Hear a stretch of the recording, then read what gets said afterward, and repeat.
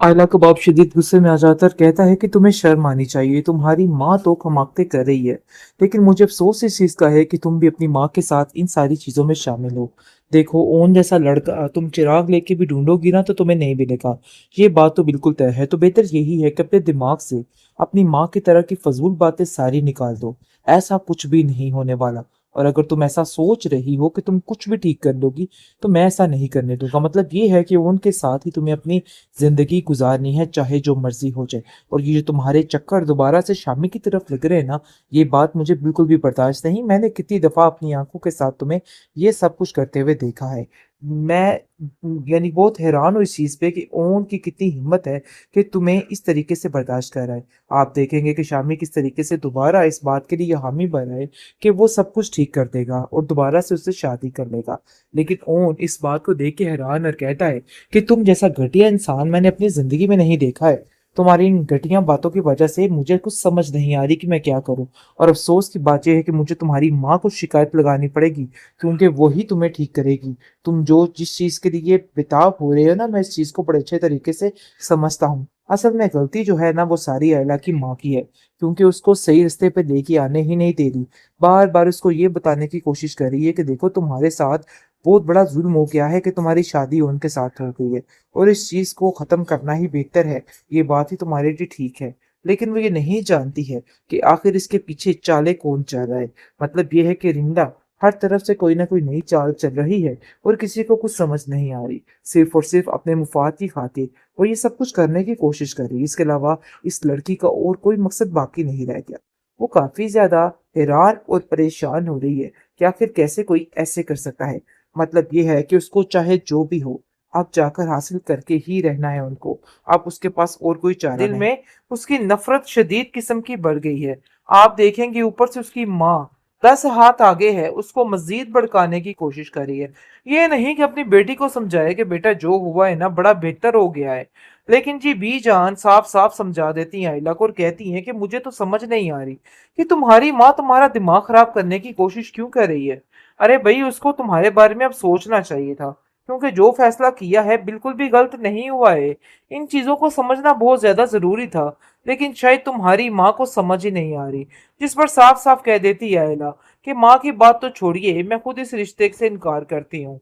मैं सिर्फ दुनियादारी के लिए ये रिश्ता निभाऊंगी, इसके अलावा मेरे दिल में ऐसा कुछ भी नहीं है। जिसको सुन के काफी ज्यादा गुस्से में आ जाती है और वो कहती है कि तुम्हें शर्म नहीं आ रही है, आखिर तुम क्या कर रही हो। आरफा जो है इस चीज को लेके काफी ज्यादा गुस्से में आ जाती है कि आखिर ओन ने कैसे इस लड़की को पनाह दे दी, क्योंकि वो चाहती थी कि कोई भी ऐसा ना होता जो कि इस लड़की का वाली वारिस बनता, बल्कि इसको जलील और रुस्वा ही रहने देता, क्योंकि वो जानती है कि ओन एक अच्छी तरबियत वाला लड़का है और वो किसी भी तरह से आयला को गिरने नहीं देगा और हर मुश्किल वक्त में उसका साथ देगा। इस चीज का तो उसको बड़े अच्छे तरीके से अंदाजा है, जिसकी वजह से अब वो इस बात की हामी भर लेगी कि हाँ भाई, उसके साथ जो हुआ है ना, उसके करतूतों की सजा थी, लेकिन ओन उसको डिजर्व नहीं करता था। इस चीज का तो उसको अंदाजा होके रह गया है। लेकिन जी आप देखेंगे कि आयला कहती है अपनी माँ से, आप लोग चाहे जो मर्जी कहें, मैं इस चीज के लिए कभी राजी नहीं हो सकती। मेरे दिल में कभी भी ये चीज नहीं बैठ सकती है। आपको ये बात मेरी समझनी होगी, क्योंकि ये बातें समझना बेहद जरूरी है। और मैं आपको पहले ही बता दे रही हूँ कि अपने दिल में इस तरह की कोई भी चीज मत रखिएगा कि मेरे दिल से ये सब कुछ निकल जाएगा। मेरे दिल में ये सारी बातें बैठ चुकी हैं, जो कि कभी भी नहीं निकल सकेंगी। और ये बात जितनी जल्दी हो सके आपको समझ लेनी ही चाहिए। आयला शुक्र करने की बजाय इतनी बुरे तरीके से नाशुक्री कर रही है ना, और बात बात पर आप देखेंगे कि ओन को जलील करके रख देती है। कितनी दफा तो ओन की माँ ने खुद अपने कानों से इसकी ये बदतमीजी सुनी होती है, और वो कहती है कि आखिर तुम्हें किसने हक दिया है कि तुम ओन के साथ इस तरीके से बात करो। देखो, मैं बिल्कुल भी ये चीज पसंद नहीं करूंगी। जिस पर वो साफ साफ कह देती है अपनी पप्पो को कि जो रिश्ता है ना, ये सिर्फ और सिर्फ जबरदस्ती का रिश्ता है। तो इसलिए बेहतर यही है कि आप किसी भी मामले में अंदर आने की कोशिश मत कीजिएगा। और वैसे भी आप दोनों माँ बेटे ने मिलकर ये सब कुछ किया है, तो इसलिए बात तो बिल्कुल तय है कि आप ही उसके साथ इन सब चीजों में शामिल हैं। जिस पर आप देखेंगे कि उसका बाप काफी गुस्से में आ जाता है। कहता है कि तुम्हें शर्म नहीं आ रही, तुम इसकी बजाय कि अपनी बेटी को समझाओ कि वो ये गलत कर रही है, तुम उसको जूल पटियां और उल्टी शह दे रही हो। आखिर ये सब कुछ क्या है। जिस पर वो कहती है कि मैं बिल्कुल ठीक कह रही हूँ।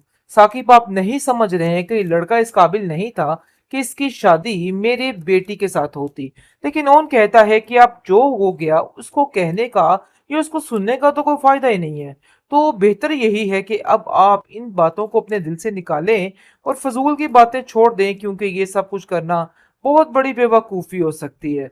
आप देखेंगे कि बहुत ज़्यादा गुस्से में आ जाता है साकिब और आयला को साफ-साफ कहता है कि तुम्हें शर्म आनी चाहिए थी। आखिर तुम चीज़ क्या हो? तुम्हें पता है कि तुम्हारे साथ क्या-क्या हुआ है? और अगर ओन ने शादी की हामी भर ली, तो तुमने इस चीज़ का शुक्र करने की बजाय तुमने उसके साथ ये रवैया रख लिया। मुझे तो समझ नहीं आ रही। दूसरी तरफ आयला काफ़ी ज़्यादा गुस्से में है और कहती है कि ओन, आखिर तुम इस बात से इनकार भी तो कर सकते थे। तुमने क्यों इस रिश्ते को माना? देख लो, तुम्हारी टगे की इज्जत नहीं है उस लड़की के सामने। इस चीज को तो तुम बड़े अच्छे तरीके से जानते हो, लेकिन फिर भी आखिर क्यों ये रिश्ता निभाने की कोशिश कर रहे हो? इन सब चीजों के चक्करों के पीछे जाओगे तो सिर्फ और सिर्फ जलील और रुस्वा ही होगे, क्योंकि आयला बिल्कुल भी उनको पसंद नहीं करती और उसके दिल में उसकी नफरत शदीद किस्म की बढ़ गई है। आप देखेंगे ऊपर से उसकी माँ 10 हाथ आगे है, उसको मजीद भड़काने की कोशिश कर रही है। ये नहीं कि अपनी बेटी को समझाए कि बेटा जो हुआ है ना बड़ा बेहतर हो गया है, लेकिन जी बीजान साफ साफ समझा देती हैं आयला को और कहती हैं कि मुझे तो समझ नहीं आ रही कि तुम्हारी माँ तुम्हारा दिमाग खराब करने की कोशिश क्यों कर रही है। अरे भाई, उसको तुम्हारे बारे में अब सोचना चाहिए था, क्योंकि जो फैसला किया है बिल्कुल भी गलत नहीं हुआ है। इन चीजों को समझना बहुत ज्यादा जरूरी था, लेकिन शायद तुम्हारी माँ को समझ ही नहीं आ रही। जिस पर साफ साफ कह देती है आयला कि माँ की बात तो छोड़िए, मैं खुद इस रिश्ते से इनकार करती हूँ। मैं सिर्फ दुनियादारी के लिए ये रिश्ता निभाऊंगी, इसके अलावा मेरे दिल में ऐसा कुछ भी नहीं है। जिसको सुन के काफी ज्यादा गुस्से में आ जाती है और वो कहती है कि तुम्हें शर्म नहीं आ रही है? आखिर तुम क्या कर रही हो? आरफा जो है इस चीज को लेके काफी ज्यादा गुस्से में आ जाती है कि आखिर ओन ने कैसे इस लड़की को पनाह दे दी, क्योंकि वो चाहती थी कि कोई भी ऐसा ना होता जो कि इस लड़की का वाली वारिस बनता, बल्कि इसको जलील और रुस्वा ही रहने देता, क्योंकि वो जानती है कि ओन एक अच्छी तरबियत वाला लड़का है और वो किसी भी तरह से आयला को गिरने नहीं देगा और हर मुश्किल वक्त में उसका साथ देगा। इस चीज का तो उसको बड़े अच्छे तरीके से अंदाजा है, जिसकी वजह से अब वो इस बात की हामी भर लेगी कि हाँ भाई, उसके साथ जो हुआ है ना उसके करतूतों की सजा थी, लेकिन ओन उसको डिजर्व नहीं करता था। इस चीज का तो उसको अंदाजा होके रह गया है। लेकिन जी आप देखेंगे कि आयला कहती है अपनी माँ से, आप लोग चाहे जो मर्जी कहें, मैं इस चीज के लिए कभी राजी नहीं हो सकती। मेरे दिल में कभी भी ये चीज नहीं बैठ सकती है। आपको ये बात मेरी समझनी होगी, क्योंकि ये बातें समझना बेहद जरूरी है। और मैं आपको पहले ही बता दे रही हूँ कि अपने दिल में इस तरह की कोई भी चीज मत रखिएगा कि मेरे दिल से ये सब कुछ निकल जाएगा। मेरे दिल में ये सारी बातें बैठ चुकी हैं, जो कि कभी भी नहीं निकल सकेंगी, और ये बात जितनी जल्दी हो सके आपको समझ लेनी ही चाहिए।